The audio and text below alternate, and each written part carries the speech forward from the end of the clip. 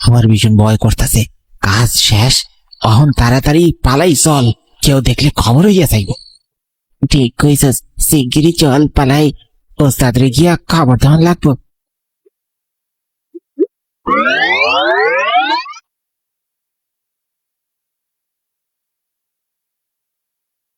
কিরে গঙ্গা, এই ভর সন্ধিতে যাচ্ছিস কোথায়?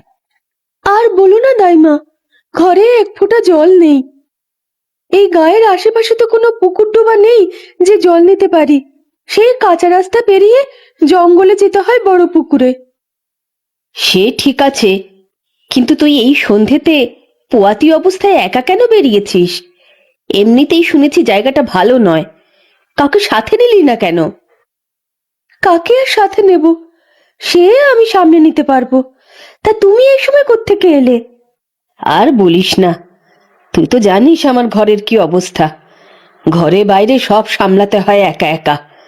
কাজ ছেড়ে এই এখন আসতে পারলাম। মানুষটা তো সেই বছর ধরে বিছানা ছেড়েই উঠতে পারে না। তুমি বরং তোমার স্বামীকে এবার একটা ভালো ডাক্তারের কাছে নিয়ে যাও, বুঝলে দাইমা? এভাবে মানুষটা ঘরে পড়ে পড়ে একদম শেষ হয়ে যাচ্ছে গো। খুব মায়া হয় মাঝে মাঝে দেখলে। ভালো ডাক্তার যে দেখাবো তার জন্য তো পয়সা কড়ি লাগে। মানুষের বাড়ি বাড়ি কাজ করে আর দায়ের কাজ করে কি ভালো ডাক্তার জোটে কপালে? আহ, ছাড় ওসব কথা, তুই বেশি রাত করিস না। এমনিতেই পোয়াতি অবস্থায় ঘর থেকে সন্ধেবেলায় বেরোতে নেই, তার উপর তুই যাচ্ছিস বড় পুকুর। সাবধানে যাস, শাড়ির আঁচলে একখানা গিট বেঁধে যাস, তাহলে আর ক্ষতি হবে না। আচ্ছা বেশ, যাই তবে।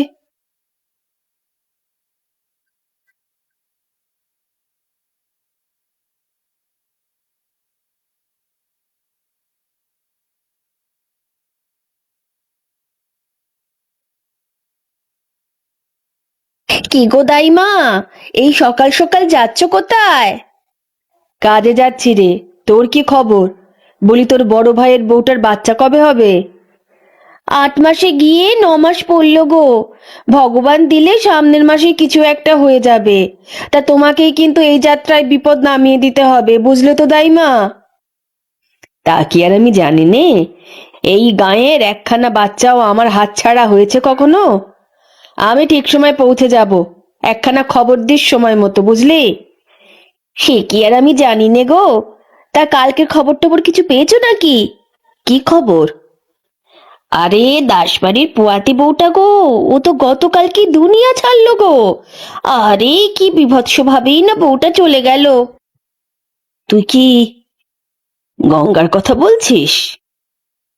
হ্যাঁ তো, রাত্রিরে সকালে বড় পুকুরের পাড় থেকে লাশখানা নিয়ে এলো সবাই। আস্ত শরীর নয় গো দাইমা, কয়েক খণ্ড করা। ওরকম খবর এর আগে আমাদের এই গায়ে শুনেছ কখনো? হ্যাঁ, সে কি রে?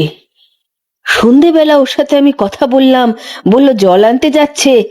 হাহ, এ কি অঘটন ঘটলো! পোহাতি বউটা এই অকালে চলে গেল। হা ভগবান, এ তোমার কেমন লীলা! তবে আর বলছি কি, একটু সাবধানে থেকো গো। আমি বরং চলি। আচ্ছা যা।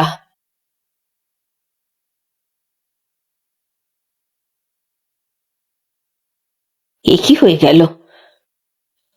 বউটাকে এমন ভাবে মারলো কে?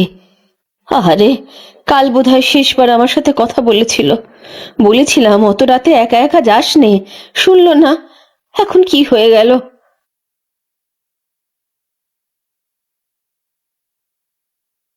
ও ভগবান, এ কি হলো! আরেকটু হলে তো এটা আমার মাথায় পড়তো। কি হচ্ছে এসব! না না, এই জঙ্গলে আর বেশি সময় থাকা যাবে না, এক্ষুনি এখান থেকে যেতে হবে।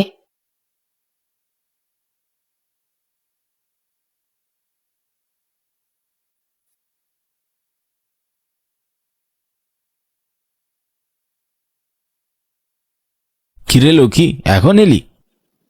আজ এত দেরি হলো কেন? আমি কি নেচে এসেছি যে নতুন করে কৈফিয়ত দিতে হবে? কাজ ছিল তাই দেরি হয়েছে। ওরকম ভাবে কইছিস কেন?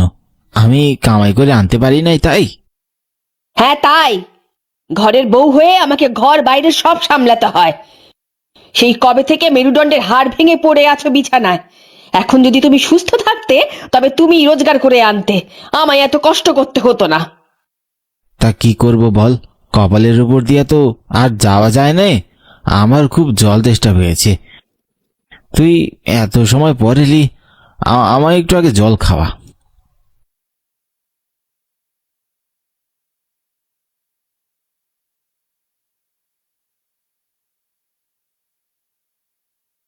এ কি, এ ভেতরে তো এক ফোঁটা জলও নেই।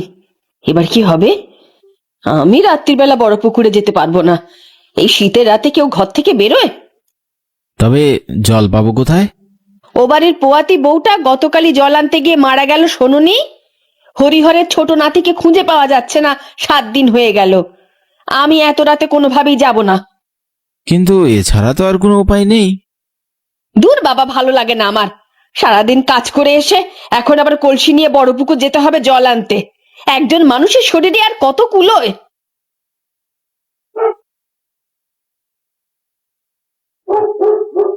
আমি এবার যাবো কি করে একা একা? হ্যাঁ, আমার সাথে এত রাতে বড় পুকুরে যেতে কেউ রাজি হলো না। কেউ রাজি হবেই বা কেন? যা শীত পড়েছে তাতে তো ঘর থেকে বেরোনোও দায়। ওখানে কাল এত বড় একটা ঘটনা ঘটলো, এরপর কেউ এই সময় যাবে নিজের জীবন দিতে? আমার পোড়া কপাল।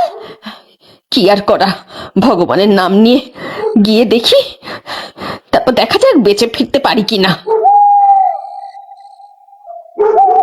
কি হুট করে এত কুয়াশা? আহ, আহ, আহ, কিছুই তো দেখতে পাচ্ছি না, কুয়াশায় সব ঢেকে গেল তো। হ্যাঁ, এবার কি হবে?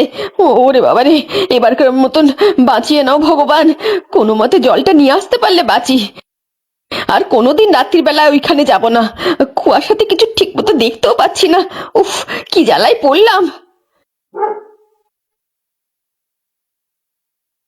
বারবার মনে হচ্ছে কে যেন পেছন পেছন আসছে। কই, কাউকেই তো দেখতে পাচ্ছি না। আমাকেও গলাটাও কেমন শুকিয়ে শুকিয়ে আসছে। কোনো বিপদে পড়বো না তো? ও ও মনে হচ্ছে কেউ একজন আমার পায়ে পায়ে হাঁটছে। ভগবান ভগবান, বাঁচিয়ে দাও গো। বেঁচে ফিরতে পারলে 10 টাকার হরিণ লুট দেবো।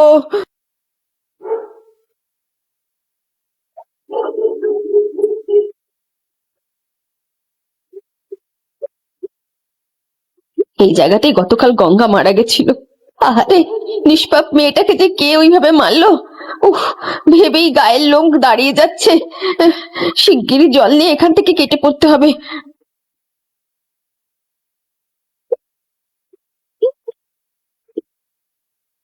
এ কি, এ তো ভূতের কাণ্ড!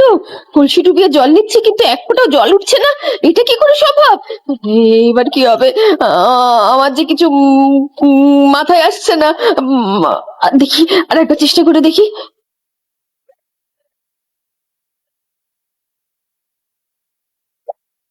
ও মা গো, এটা কি? রাম রাম রাম রাম রাম রাম রাম রাম রাম রাম, এটা কার হাত? কি পুরো পুকুরের জল রক্ত হয়ে গেল কি করে? হ্যাঁ, কিসের পাল্লায় পড়লাম আমি? কেউ আছো? বাঁচাও! কেউ আছো? বাঁচাও! কি কি হাসছে? কে কে হাসছে? এবার নির্ঘাত মরবো আমি। কেন যে পোড়ামুখ মিনসের কথা শুনে এখানে আসতে গেলাম? এবার কিভাবে বাঁচবো আমি? এবারকার মতো বাঁচিয়ে দাও ভগবান, এবারকার মতো বাঁচিয়ে দাও। কথা দিচ্ছি আর কখনো এখানে আসবো না।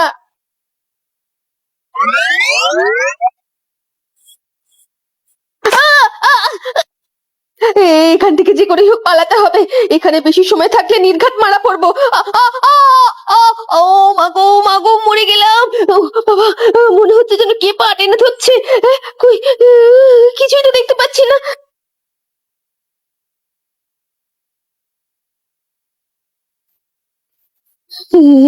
কি কে আমাকে ধরলো? এরকম ঠান্ডা হাত তো কোনো সাধারণ মানুষের হতে পারে না। পিছনে ঘুরে দেখাটা কি ঠিক হবে? আস্তে আস্তে পেছনে ঘুরে দেখি একবার। কি, এটা তো একটা কাটা হাত, তোর মা গো!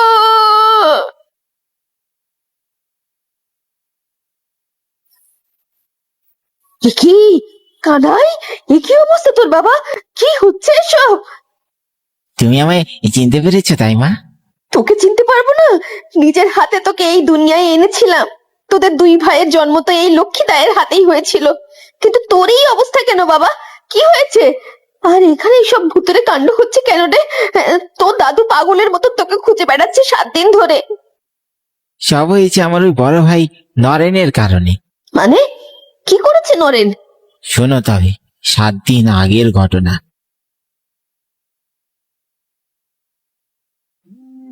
এবার নিশ্চিত আমার পরীক্ষাটা দেওয়া হবে। যা ভয়টাই না পেয়েছিলাম, ভেবেছিলাম দাদু টাকাটা জোগাড় করে দিতে পারবে না। এরপর দাদু যে বুদ্ধি দিল তাতেই সব সমস্যার সমাধান হয়ে গেল।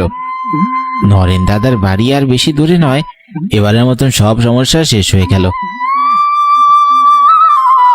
দাদা, ও দাদা, দেখো তোমার ভাই কানাই এসেছে। ও নরেন দাদা, কি গো বাসায় আছো? কে? ও ও কানাই, কি কি হয়েছে কি? এত সাত সকালে এসে এরকম জঙ্গলির মতো ডাকাডাকি করছিস কেন? ভদ্রতা জানিস না? না ইয়ে মানে আসলে তুমি সাড়া দিচ্ছিলে না তো তাই। হ্যাঁ ঠিক আছে, হয়েছে, কি হয়েছে বল এবার। বলছিলাম যে আমার দাদু পাঠালো, বললো তোমার কাছে আসতে। কেন, সে বুড়োর আবার কি হলো? দাদু নয়, আমার আমার বড্ড সমস্যা পড়ে তোমার কাছে এলাম গো দাদা, তুমি উদ্ধার করতে পারো। ও, অত ধানাই পানাই না করে বলতো, ঝেড়ে কাশ। এবছর ফাইনাল পরীক্ষা, কিন্তু টাকা এখনো জোগাড় করতে পারিনি। তাই মাস্টারমশাই বলেছে টাকা না জোগাড় করলে পরীক্ষায় বসতে দিবে না। তবে বেশ তো, দিবি না পরীক্ষা? আমার কাছে এসেছিস কেন? আমার কাছে কোনো টাকা পয়সা নেই বলে দিলাম।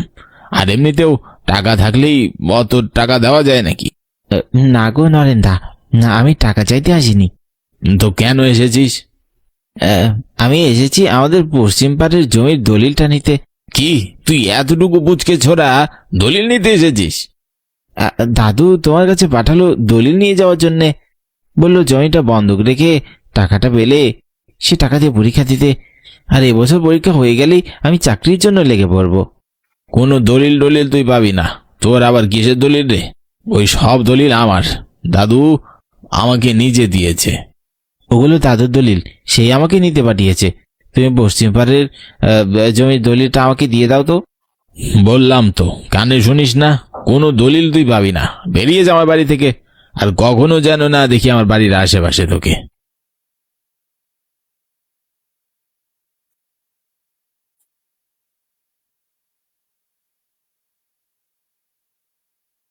দলিল তো আজ আমি নিয়েই যাব।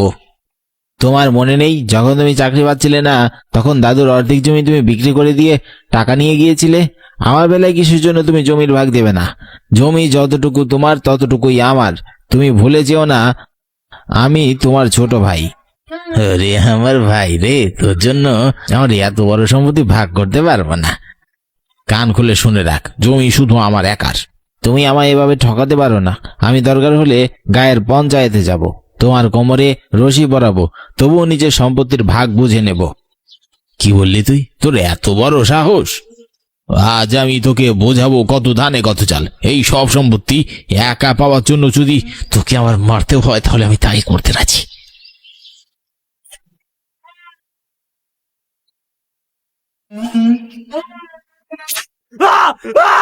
ও মা গো, ও মরে গেলাম। ও বাবা গো।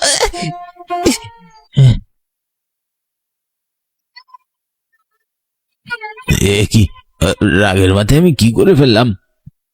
এবার কি হবে? পুলিশ এসে তো আমার কোমরে রশি পরিয়ে নিয়ে যাবে। আমি কি করলাম? না না, আমাকে যে করে হোক এখান থেকে বাঁচতে হবে। কিন্তু কি করবো? বুদ্ধি পেয়েছি একটা।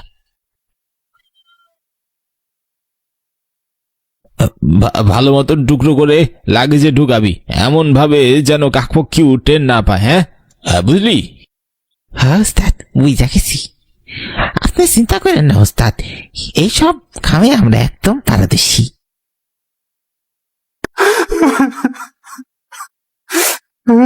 আমার শরীরকে এনে এখানে এই পুকুরে ফেলে দেওয়া হয়েছে, তাই বা? আমার শরীরকে এত টুকরো করা হয়েছে যে এখন চাইলেও আমার শরীর কেউ তুলে নিয়ে ওই সৎকার করতে পারবে না। আমার লাশ এই বড় পুকুরের জায়গায় জায়গায় ছড়িয়ে গেছে, এক জায়গায় নেই আমার লাশ। এইসব তুই কি বলছিস বাবা? আমি নিজের কানকে বিশ্বাস করতে পারছি না। তোকে এত কষ্ট দিয়েছে ওরা? নয়নের উচিত শাস্তি হবে। তুই চিন্তা করিস না, আমি নিজে গিয়ে তোর দাদুকে সব বলবো। না দাইমা, নরেনকে আমি এই জায়গায় এনেই মেরে ফেলেছিলাম। ওর পাপের শাস্তি আমি ওকে দিয়ে দিয়েছি। তুমি এসব কথা দাদুকে বলো না, দাদু এসব শুনলে সহ্য করতে পারবে না। আমি নরেনকে ঠিক সেভাবেই মেরেছি যেভাবে ওরা আমাকে মেরেছে। ওর লাশ এই পুকুরেই আছে। তোর দাদু ঠাকুমা সবাই তোর জন্য অপেক্ষা করে বসে আছে, অথচ ওরা জানেই না তুই আর কখনো ফিরবি না। আমি আমার জীবনের শেষ অন্তিম সৎকার পাইনি দাইমা, তাই আমার আত্মা সারা জীবন অতৃপ্ত আত্মার মতন করে বেড়াবে। আমার শরীরের যা অবস্থা, তাতে অন্তিম সংস্কার সম্ভব নয়। এই পুকুরেই আমার শেষ ঠাঁই হয়েছে, তাই এই জায়গাতে আমি সারা জীবন থাকবো। তবে এই পুকুরে আর কেউ আসতে পারবে না। এখান থেকে আমি আর কাউকে জল নিতে দেব না। কিন্তু এই গায়ের লোকজন তো নিজেদের কোনো পুকুর পায়নি, একমাত্র এই পুকুর আছে যেখানে এরা সবাই জল পায়। সেসব আমি জানি না। এই পুকুরে আমি আর কাউকেই আসতে দিব না। তুমি গিয়ে সবাইকে বলে দিও এই পুকুর অভিশপ্ত হয়ে গেছে, যে এখানে জল নিতে আসবে তাকেই মারা হবে। আমাদের জমিদার বাড়ির পাশে একটা পুকুর কাটা আছে, সেখান থেকে জল নেবে। তোমরা গায়ের সকলে সেখান থেকেই জল নেবে। তবে মনে রেখো, আমার এখানে কেউ আসলে আমি কিন্তু তাকে জীবিত ছাড় দেব না। আচ্ছা বেশ, তোর এখানে আর কেউ আসবে না, এখানে তুই থাকবি।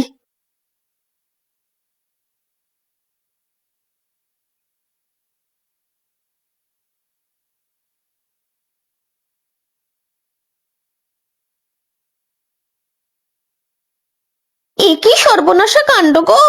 বড় পুকুরখানা অভিশপ্ত হয়ে গেল। আমার তো শুনেই ভারী ভয় করছে। তুমি ওখান থেকে জীবিত ফিরে এলে কেমন করে গো? ওই বিপদ থেকে ভগবানই আমাকে উদ্ধার করে ফেরত পাঠিয়েছে রে। আমি তো ভেবেছিলাম হয়তো বাঁচবই না। একদিকে ভালোই হলো, এখন আমাদের নিজেদের গায়ে পুকুর হয়ে গেল। হেঁটে হেঁটে আর অত দূরে যেতে হবে না। কিন্তু আমি ভাবছি যদি কেউ না জেনে চলে যায় তখন কি হবে? কি আবার হবে? মেরে ফেলবে, কাউকে ঘেঁষতে দেবে না ওই পুকুর।